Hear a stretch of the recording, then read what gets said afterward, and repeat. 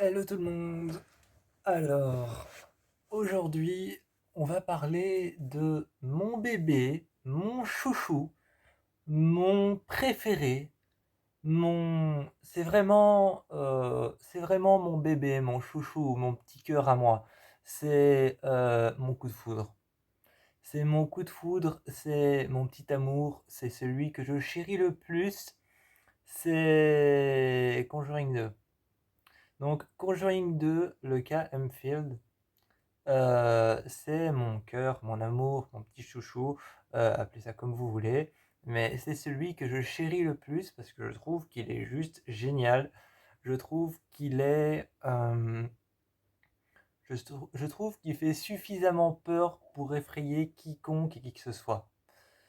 Je trouve qu'il fait suffisamment peur pour effrayer quiconque et qui que ce soit, et je ne comprends pas les personnes qui n'aimeraient pas ce film.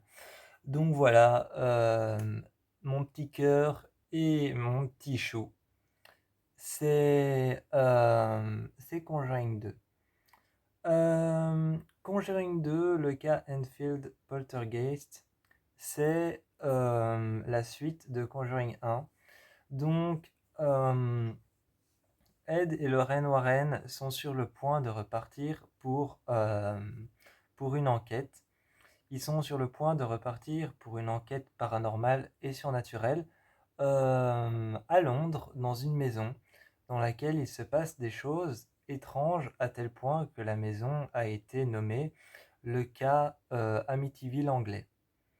Donc la maison a été nommée le cas Amityville anglais et donc Ed et Lorraine Warren viennent aider cette famille qui a désespérément besoin d'aide parce qu'ils sont hantés par un démon. Ils sont hantés par un démon et ce démon, c'est Valak. Ce démon, c'est Valak, c'est cette étrange nonne dont j'avais parlé dans ma vidéo sur le film La Nonne. C'est de lui qu'on parle dans Conjuring 2.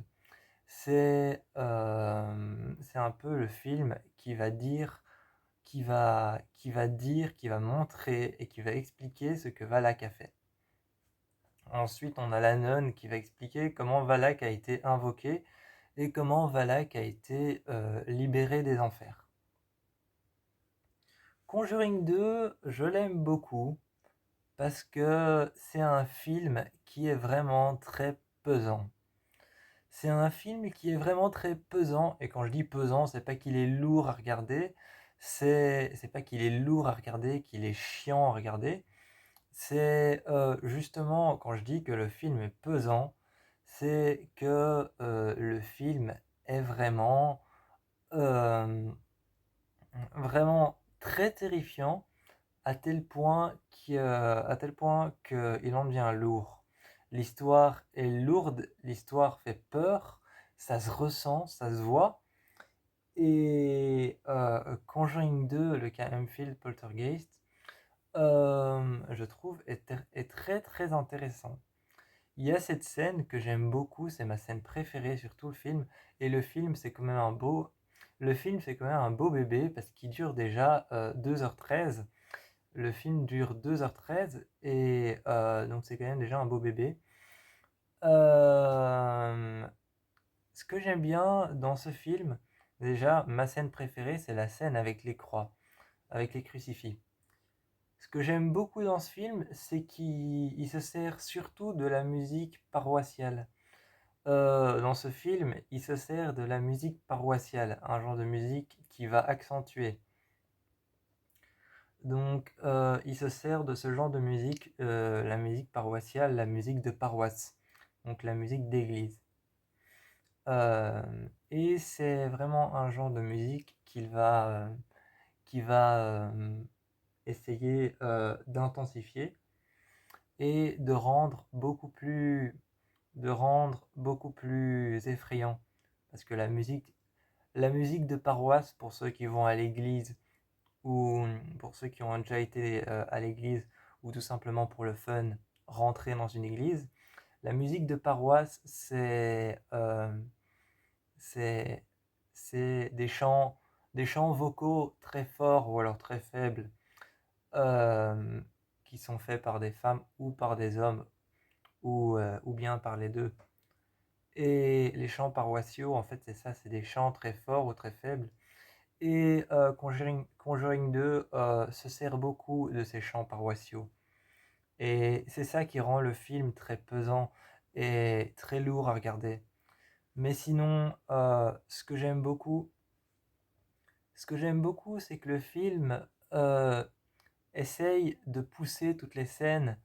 Alors, le film essaye un peu de pousser toutes les scènes à leur paroxysme. Il essaye un peu de pousser toutes les scènes à être plus terrifiants que ce qu'elles ne le sont.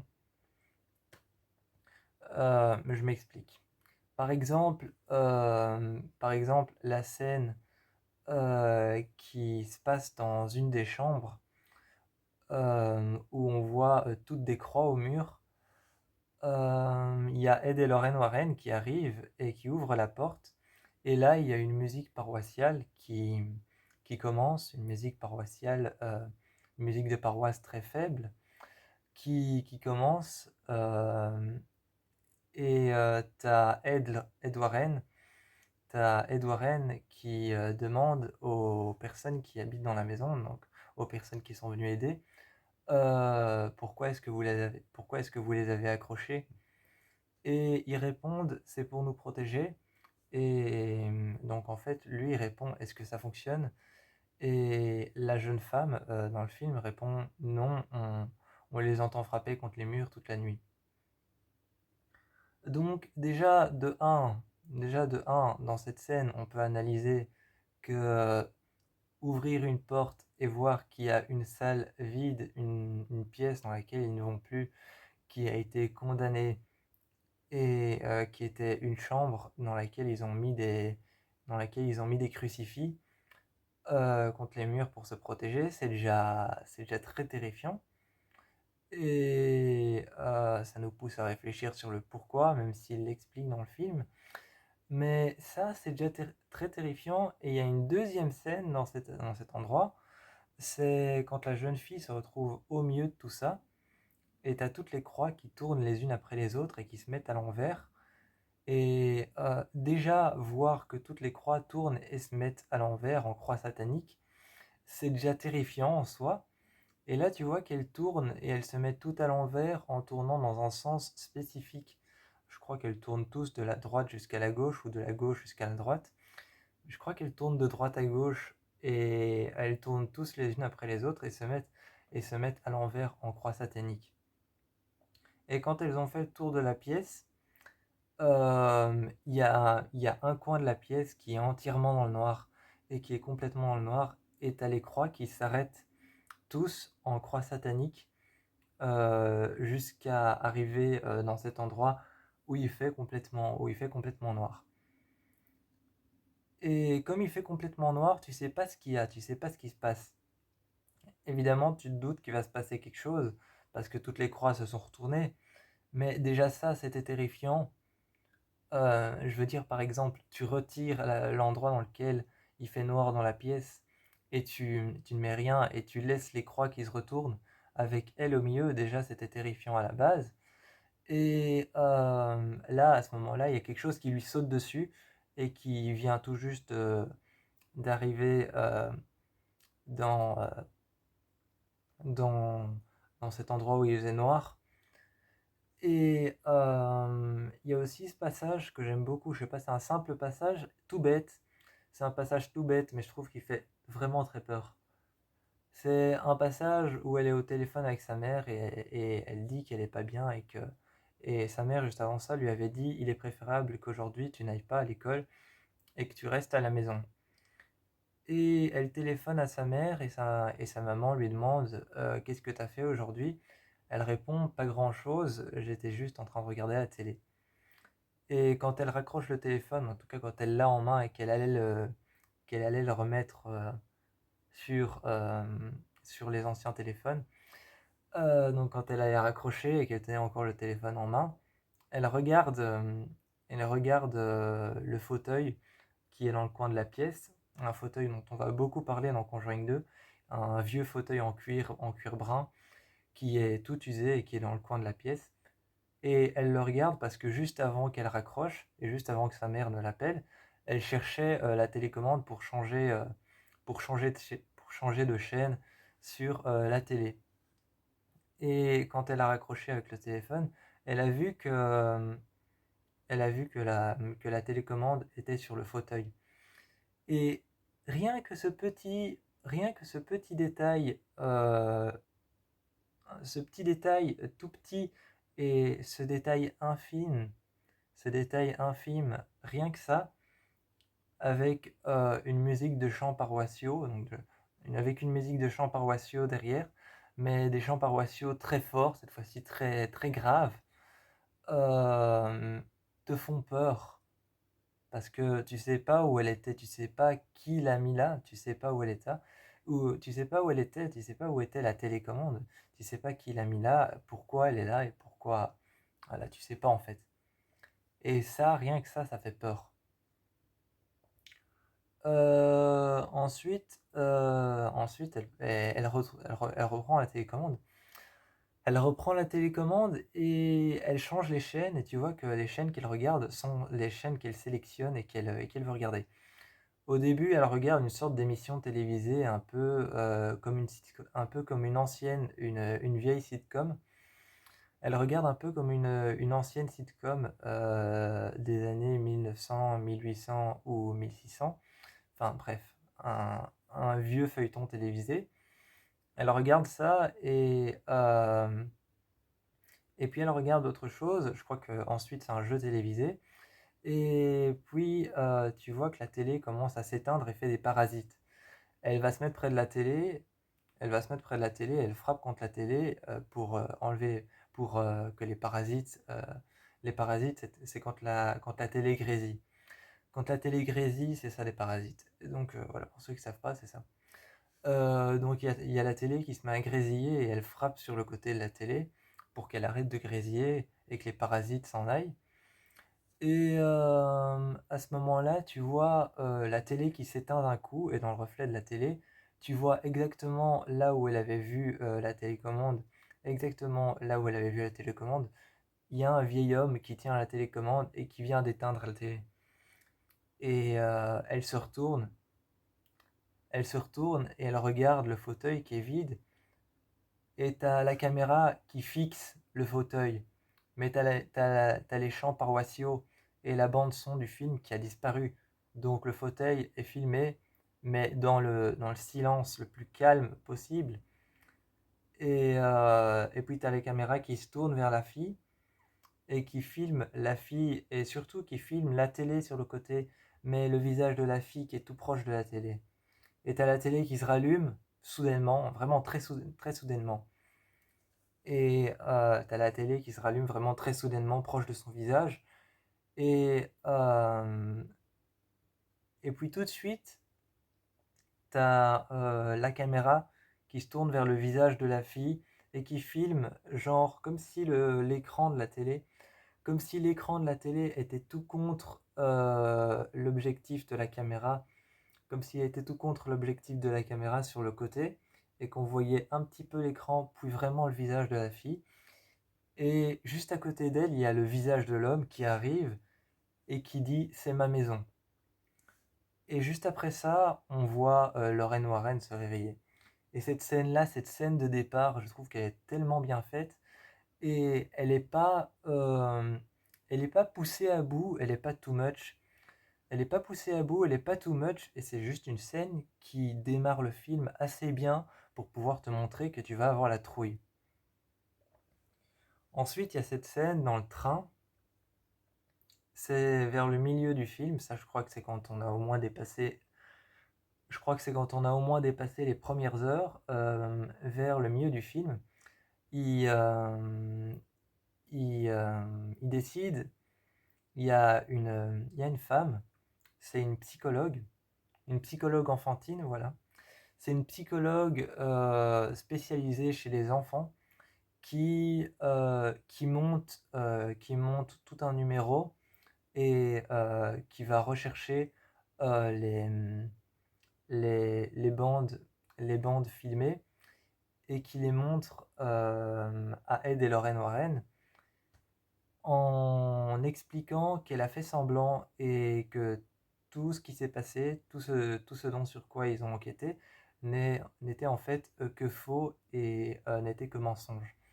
Et elle explique que c'est fini parce qu'elle a trouvé que la jeune fille faisait semblant depuis le début. Et, et Ed et Lorraine Warren s'en vont parce qu'ils disent ils n'ont pas trouvé de preuves tangibles, donc l'Église ne pourra pas intervenir. Et une fois que l'Église aura vu ça, ils vont mettre fin à votre enquête et ils vont arrêter notre enquête à nous. Euh, et j'aime bien parce qu'à un moment, ils se retrouvent dans le train. Et dans le train, déjà, ça c'est quelque chose que je comprends pas. Mais bon, ça, c'est quelque chose que je comprends pas, mais bon, je pardonne le film parce que c'est quand même un film d'horreur. Un moment, ils sont dans le train et ils essayent de réanalyser les bandes son. Donc, ils essayent de réanalyser les bandes sonores et ils font ça sur un enregistreur. Et ils font ça sur un enregistreur avec les bandes, ils les rebobinent et ils les tournent jusqu'à là où ça doit s'arrêter. Ensuite, sur le haut-parleur, ils les mettent et ils les font tourner et ils écoutent et ils se rendent compte en fait que les deux bandes, si on les faisait tourner en même temps, ça donnait un message particulier qui avait un sens finalement. Parce que les premières phrases que disait la jeune fille quand elle était possédée, c'était moi, me pas. Et ensuite, la deuxième, je ne sais plus ce que c'était. Mais la première qu'elle répétait, c'était moi, me pas. Et la deuxième, je ne sais plus ce que c'était, faudra voir dans le film. Et ces deux phrases qui n'avaient pas l'air d'avoir de sens, moi, me pas, et l'autre, je ne sais plus, quand on les met ensemble, ça donnait un discours totalement cohérent. Et dans le film, il y a Ed et Lorraine Warren qui remettent les bandes sur le magnétoscope. Sur le magnétoscope, ils remettent les bandes, l'une qu'ils arrêtent à la fin et l'une qu'ils arrêtent à la fin aussi. Et ils les font tourner depuis le début en même temps. Et le message moi, me pas, et l'autre message qui n'avait pas l'air d'avoir de sens finissent par avoir un sens. Et il y a Lorraine Warren qui se plaque contre son fauteuil et qui commence à saigner. Et juste ça te fait peur.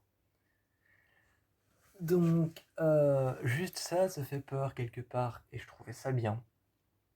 Je trouvais ça bien que juste le choc et elle qui se plaque contre son fauteuil et qui reste contre son fauteuil et juste le choc du bruit et de la bande son te font peur et le fait qu'elle saigne. Et c'est à ce moment-là qu'elle comprend un peu l'engouement du film. Et quand ils rentrent chez eux, on comprend l'engouement du film. Et que un esprit était un pion. Et que un autre esprit... Bon. Euh, je vais terminer ma vidéo sur... Je vais terminer ma vidéo et ma critique du film Conjuring 2, le cas Enfield Poltergeist. Je vais terminer cette vidéo sur le fait que déjà dans le film, ce que j'aimais bien, c'est qu'il y avait une petite, ouais, une toute petite, hein. Il y avait un tout petit aperçu sur Amityville. C'est même pas un hommage, c'est qu'il y avait quelques scènes qui étaient reprises d'Amityville. Le tout début de Conjuring 2 est en fait quelque part une partie d'Amityville. Parce qu'en fait, au tout début du film Conjuring 2, on voit Lorraine Warren qui se balade, qui marche dans la maison, qui marche dans la maison de Amityville. Et tout au début, il y a les deux fenêtres d'Amityville avec 1900, je crois que c'est 1862 qui apparaît en jaune et il est écrit Amityville, la famille Lutz. Et donc, on a un gros aperçu d'Amityville avec Famille Lutz 1600 ou 1862. Et, euh, et on voit qu'il y a un gars qui vient poser 2 caméras. Donc, on comprend dès le début qu'ils ont enquêté pour Amityville avant d'enquêter pour Amityville Long Island. Avant, excusez-moi, je me perds. Donc, on comprend qu'ils ont enquêté pour Amityville Long Island, et avant d'enquêter pour la famille où ils vont aller pour Conjuring 2. Donc, on comprend qu'ils ont enquêté pour Amityville Long Island avant de venir enquêter sur cette enquête-là qui se trouve à Londres pour cette famille. Et donc, il y a un gros aperçu au départ du film sur la franchise Amityville. Il y a un gros aperçu parce que déjà, il y a ça qui se pose au début, et ensuite, il y a une introduction du début où tu vois dans la maison où ils font une connexion avec le monde des esprits. Elle se retrouve dans la maison en marché et elle est avec un fusil. Donc, moi, moi, je vois vraiment une grosse, grosse, grosse représentation d'Amityville. Et donc au début, quand elle se balade dans la maison, et au début, on voit les 2 fenêtres de la maison d'Amityville. Il y a une grosse représentation d'Amityville dans Conjuring 2. Moi, je vous fais plein de bisous et je vous encourage à y voir Conjuring 2.